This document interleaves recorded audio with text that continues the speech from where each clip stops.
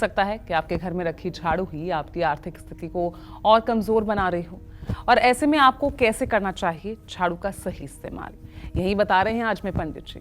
और अपनी इसी चर्चा को आगे बढ़ाते हुए अब बात करते हैं झाड़ू से जुड़ी और कई सावधानियों की, जिन पर अगर हमने गौर कर लिया तो हम सुख, समृद्धि और ऐश्वर्य तीनों पा सकते हैं। तो कौन सी है वो झाड़ू से जुड़ी बातें, चलिए जान लेते हैं पंडित जी से। तो पंडित जी, झाड़ू नाम बहुत छोटा है लेकिन प्रभाव बहुत बड़ा है, अब सावधानियां कौन सी रखें? देखिए, ये बहुत बड़ा विषय है। आपको सुनने में बहुत आसान जरूर लग रहा होगा, लेकिन ये छोटी सी चीज बहुत अनमोल है।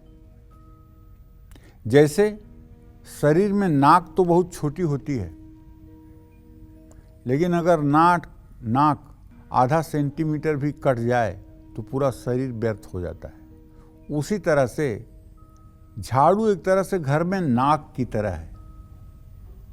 झाड़ू से कभी भी आप किसी गाय को या किसी जानवर को नहीं मारें। ऐसी गलतियां लोग गांव में ज़्यादा करते हैं।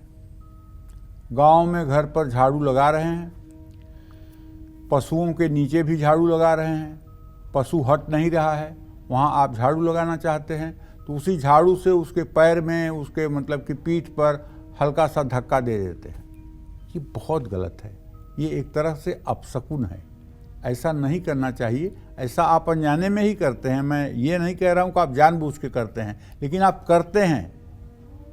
ये अपशकुन है, ऐसा नहीं करना चाहिए। ये बहुत बड़ा अपशकुन है। इससे घर में दरिद्रता आती है। घर का कोई सदस्य किसी जरूरी काम से जाए तो उसके बाहर निकलते ही कभी भी झाड़ू ना लगाएं। अगर कोई घर से बाहर गया तो जाते ही घर से बाहर झाड़ू मत लगाइए, नहीं तो उसके जाने का, उसके यात्रा का मकसद बेकार हो जाएगा। कम से कम 48 मिनट के बाद ही अगर सफाई करना आवश्यक हो तो 48 मिनट के बाद झाड़ू लगाएं, 2 घंटे के बाद। ऐसा करने से उस व्यक्ति को काम में सफलता मिलेगी, और जाते ही अगर आप झाड़ू लगा देंगे तो सफलता कभी नहीं मिलेगी। जहां आप भोजन करते हैं वहां भी झाड़ू को न रखिए, इससे धन और अन्न की हानि होती है।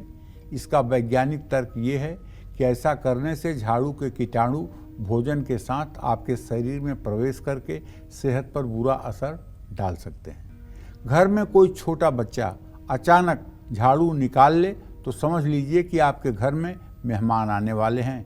ये भी एक तरह का संकेत है। अगर आपके घर में कोई 2 साल 2.5 साल का बच्चा है और वो झाड़ू लेकर खड़ा हो जाए तो आप समझ लीजिएगा कि आज सिग्नल है, कोई न कोई घर में आने वाला है।